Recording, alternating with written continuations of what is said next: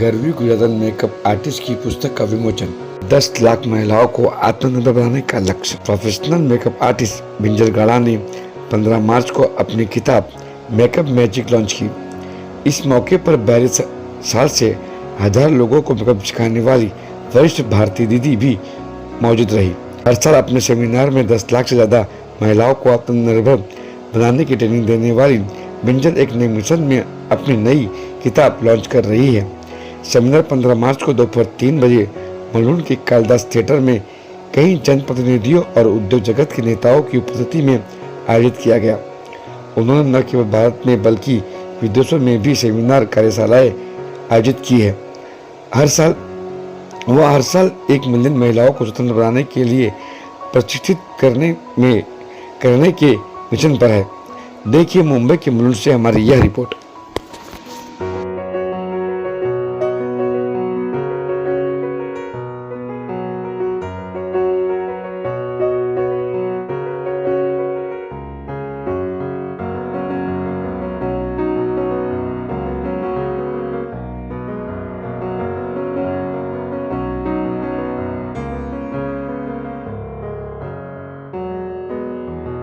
इस इंडस्ट्री में आने के लिए तो मैं थैंक्स कहूँगी मेरी मॉम को, क्योंकि वो खुद 35 सालों से एक मेकअप आर्टिस्ट थी और उन्होंने ही कहा मुझे कि बिजल आप इस इंडस्ट्री के लिए बने हुए हो क्योंकि आप बहुत अच्छी आर्टिस्ट हैं।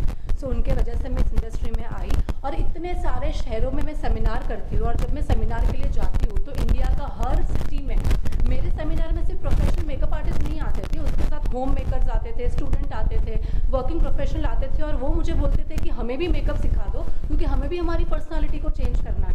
तब मुझे ख्याल आया कि मुझे जो ये गॉड का गिफ्ट मिला हुआ है, जो ये आर्ट मिला है, सिर्फ प्रोफेशनल मेकअप आर्टिस्ट के लिए नहीं है, ये इंडिया की या वर्ल्ड की हर एक वुमेन के लिए है कि जो खुद की पर्सनालिटी को चेंज करना चाहती है और मुझे उनको ज़रूर हेल्प करना चाहिए।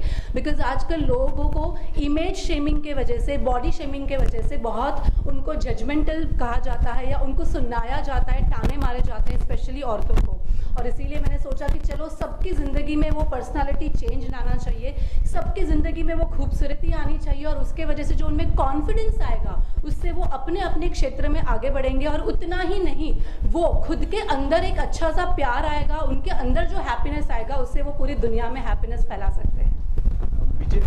मेकअप आर्टिस्ट के लिए आपने कुछ स्पेशल कोर्स किया है, कहाँ से किया है? डेफिनेटली मुझे इस फील्ड में 15 साल हो चुके हैं। मेरे पास फिलहाल 42 इंटरनेशनल सर्टिफिकेशन है और मैं खुद को हमेशा स्टूडेंट ही रखती हूँ। आज भी हर पल हर मोमेंट मैं सीखती रहती हूँ और इसके वजह से ही मैं इतने आगे जा रही हूँ। बिजल, जैसे कि अभी आपने कहा कि हर कोई खूबसूरत देखना चाहते हैं, तो in some short time how you just prepare them, और आपको एक बुक लिखने का ख्याल कहाँ से आया? ज़रूर, क्योंकि जिनसे मैं मिलती हूँ वो कहते हैं भाई मेकअप तो बहुत डिफिकल्ट है। जो भी कहते हैं वो कहते हैं कि मुझे तो ये नहीं आता है और लोग ये कहते हैं कि 2 घंटा लगेगा तभी जाके आप मेकअप करोगे। तो ये जो सारे उनके मिथ्स थे उसे मुझे कट करना था और उनको बताना था कि आप 15 मिनट में खुद की पर्सनालिटी को चेंज कर सकते हैं। और मैंने सोचा कि इससे अच्छी बात क्या हो सकती है कि जब हमारे इंडिया हिंदुस्तान में बुक को इतना ज़्यादा आदर दिया जाता है, सारे हमारे पुराण भी बुक के अंदर ही है, तो मैं भी एक बुक लिखूं और मैं इंडिया के हर छोटे से छोटे वुमेन और गांव में जाके ये बुक पहुंचे और वो पढ़ें और वो हमेशा ये सोचे कि मेकअप 15 मिनट में होता है, पर्सनालिटी 15 मिनट में चेंज हो सकती है। What you will give tips to the especially young lady and young ladies? मैं यही कहूँगी कि आज ये ज़माना है कि जब लोग आपको 3 सेकंड में जज करते हैं, स्पेशली सोशल मीडिया के, तो आपके अंदर जो इनर ब्यूटी है उसके साथ अगर थोड़ा सा आउटर ब्यूटी आ जाता है तो आप देखेंगे कि आप में कुछ अच्छा नया कॉन्फिडेंस आ जाता है। तो ज़रूर से अपने खुद को प्यार करें, खुद को ज़्यादा इंपॉर्टेंस दें अपनी skin care, hair care, personality, makeup के प्रति, और आप देखेंगे उसके बाद आप आसमानों को छुएंगे। आप बेसिकली कहाँ से है और જેમ કે કહેવાય જ્યાં જ્યાં એ બસે ગુજરાતી ત્યાં ત્યાં સદાકાળ ગુજરાત?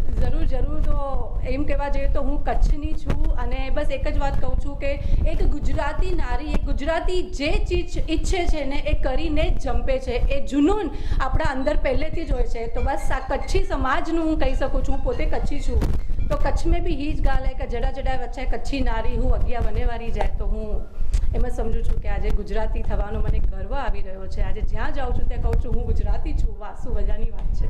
તમારો ફ્યુચર પ્લાન શું છે?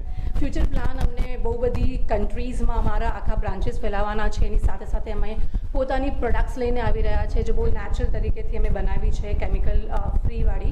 અને એની સાથે સાથે મને મારા વર્લ્ડની આખી વુમેનના લાઈફને ટ્રાન્સફોર્મ કરવું છે. 2024માં મને 10 લાખ મહિલાઓની લાઈફને ટ્રાન્સફોર્મ કરવું છે. जैसे कि अभी आपने कहा कि 10 लाख महिलाओं को आपको ट्रांसफॉर्म करना है, तो ये किस तरह से आप करेंगे? ज़रूर, और इसके लिए भी हमने एक बड़ी टेक्नोलॉजी डेवलप की है ऑनलाइन के थ्रू, क्योंकि ऑफलाइन में नहीं पहुंच सकती. इतने बड़े लेवल का एक टेक्नोलॉजी बनाया है कि ऑनलाइन के थ्रू हम लोगों को एजुकेशन देते हैं और उसके साथ साथ प्रैक्टिस भी करवाते हैं. ऐसे ट्रेनर्स, ऐसा सब कुछ हमने सेटअप किया हुआ है. और इसी की वजह से आज मैं ये जम्मू कश्मीर हो या कन्याकुमारी हो, ईस्ट वेस्ट कहीं के भी आप बात करेंगे, हर जहाँ के वहाँ के लोग हमारे साथ जुड़ते हैं और वो सारा एजुकेशन लेते हैं. बिजल, कहा जाता है कि मेकअप भी बहुत महंगा होता है, तो आप किस तरह से इसको और चीप और सब लोग एक यूज़ कर सके? डेफिनेटली ऐसे बिल्कुल नहीं होता है. आजकल बहुत सारे इंडियन ब्रांड्स आए हैं जो बहुत अच्छे लेवल का प्रोडक्ट्स बना रहे हैं. तो मैं ये कहूँगी कि ये एक मिथ होता है कि महंगा प्रोडक्ट अच्छा होता है. नहीं, अभी ऐसा नहीं है. अगर आपको सही टीचर ये बता दे कि कौन सा प्रोडक्ट अच्छा है, तो आप नॉर्मल प्रोडक्ट के साथ भी अच्छा मेकअप कर सकते हैं.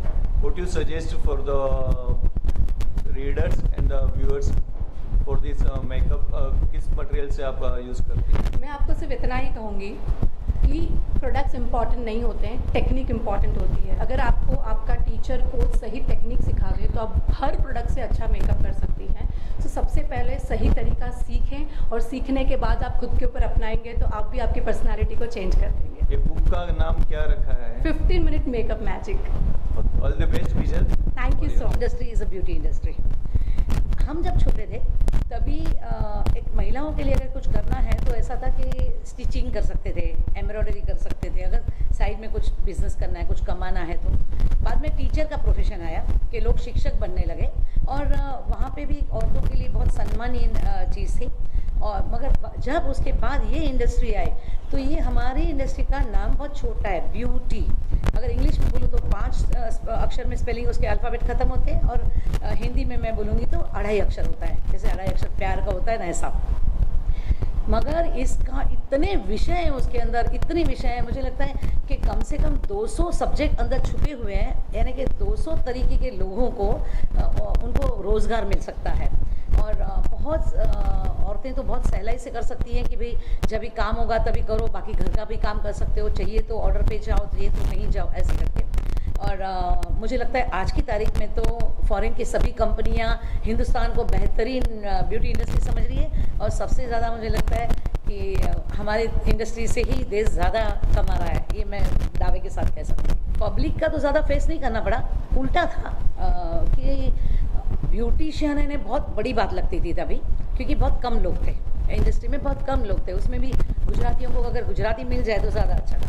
मगर ऐसा था प्रॉब्लम कि उस ज़माने में 42 इयर्स पहले मुझे लगता है कि ज़िंदगी के पहले 5-6 साल हमें कुछ भी मिला नहीं था. सब कुछ फ्री में करते थे.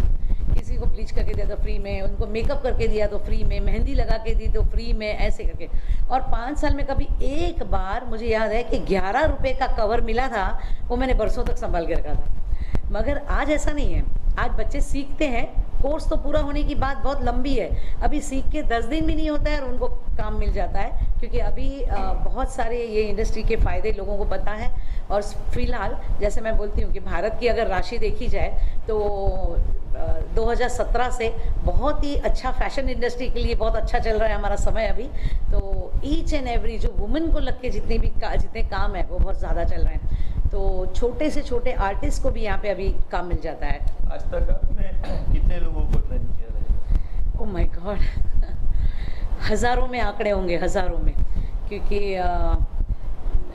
कोई उसका सीमित नहीं है कि मेरा सफ़र इसलिए अच्छा रहा कि तभी एक तो किशोर भाई ठक्कर करके थे मेरे ज़माने में, बाद में चेंबूर में त्रिवेणी बेन थे, सेंट्रल में यही साइड मैं थी, और मुंबई में सुशीला बेन थे. तो मैंने जो मेरी शुरुआत की वो 1979 से की है. तो मेरे पास बहुत सारे स्टूडेंट, मगर मैं बहुत नसीब वाली रही हूँ कि आज भी 40 साल 38 इयर्स पहले के भी जो मेरे विद्यार्थी हैं वो आज भी मेरे से जुड़े हुए हैं, वैसे के वैसे. जैसे कि there is 2 things in a makeup kit रहती है, एक हर्बल और एक फॉरेन प्रोडक्ट्स में. इन दोनों में क्या फ़र्क है और ग्राहक सबसे ज़्यादा क्या ये ये जो आप जो क्वालिटी दो कह रहे हैं हर्बल और imported product, that is in not in the makeup, that is skin के प्रोडक्ट के अंदर ज़्यादातर देखा जाता है।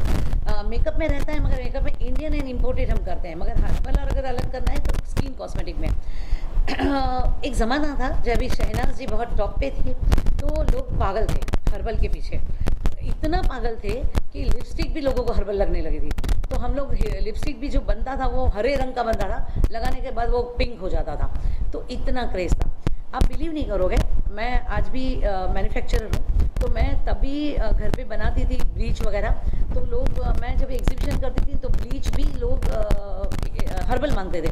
हर्बल ब्लीच कैसे देने का, क्योंकि ब्लीच तो केमिकल के बिना, मैग्नीशियम कार्बोनेट के बिना, अमोनिया के बिना ब्लीच बन ही नहीं सकता है। तो इतना बाद में हद के बार हो गया कि लास्ट में उस ब्लीच में मुझे या तो फूड का हरा कलर डालना पड़ता था या ब्राउन कलर का सूखड़ का जो पाउडर आता था, चंदन का पाउडर डाल के उसको मैं हर्बल बना के, और मैं चिल्ला चिल्ला के बोलती थी हर्बल नहीं है, आपको सुकून मिले इसलिए मैंने कलर डाला है ये, क्योंकि अच्छा नहीं लग रहा था कि गलत चीज़ें उन तक जावे ऐसे। आपने जैसे अभी कहा कि आप मैन्युफैक्चरर थे, तो आपके प्रोडक्ट का क्या नाम और मेरे स्किन एंड हेयर केयर के प्रोडक्ट हैं। मेरी कंपनी का नाम है सन बायो, और मेरी जो ब्रांड है वो है ब्यूटी अर्क एंड बाय ओरिजिन, जिसमें हम बेसिक से लेके एडवांस सभी चीज़ें मैन्युफैक्चर आप व्यूअर्स को भी क्या ये सलाह देंगे कि किस तरह से मेकअप इजी और बेस्ट होना? हाँ, मैं खास व्यूअर्स को बोलना चाहूँगी कि बहुत साल पहले आप हमारे दादी वगैरह जो थे वो घरेलू थे, तो वो लोग सिर्फ पाउडर लगा लेते थे, कुमकुम कर लेते थे, और तो भी श्रृंगार करते थे, घर में रहते थे तो ये तो भगवान ने बनाया ही सौंदर्य मूर्ति है। मगर अब तो ज़माना बदल गया है, आप लोग बाहर निकल चुके हो, आप खूब वर्किंग हो, और हमेशा कहीं भी पुरुष हो के स्त्री जब हम बाहर जाते हैं या घर में भी रहते हैं, हम प्रेजेंटेबल रहेंगे तो हम अच्छे लगते हैं लोगों को। अगर हम मुर्दा रहेंगे, बहुत गंदे गंदे रहे, हमेशा उसमें रहेंगे तो शैबी रहेंगे तो लोगों को नहीं अच्छा लगता है। तो हमें मेकअप करना चाहिए। जो डेली मेकअप है वो सिर्फ 4 मिनट्स में हो सकता है 3 या 4 चीज़ों के लिए, और आपके पास तो अभी गूगल बाबा भी है, आप उस पर भी सीख सकते हो और प्रैक्टिस करके एकदम एक्सपर्ट बन सकते हो। Thank you very much. સુંદરતાની જે વ્યાખ્યા છે ને, તો સૌથી પહેલું તો એક શબ્દમાં કહીએ તો નમણાસ પર આવી જાય, અને ગુજરાતી સ્ત્રીઓના ફેસ ઉપર જનરલી એટલા માટે નમણાસ હોય છે કારણ કે આપણે સંસ્કારી હોઈએ છીએ, અને આપણું સંસ્કાર પછી અતિથિ દેવો ભવ, લોકો આવે તો આપણને ગમે, એને આપણે બહુ પ્રેમથી આવકારીએ, તો એ જ વસ્તુ આપણા ફેસ ઉપર હોય છે કારણ કે આપણું હૃદય પણ સુંદર હોય છે। એટલે ગુજરાતીની હું વ્યાખ્યા કહીશ તો એ સુંદરતા આપણા હૃદયની અંદર છે, અને એ સુંદરતા આપણી બહાર આવે છે।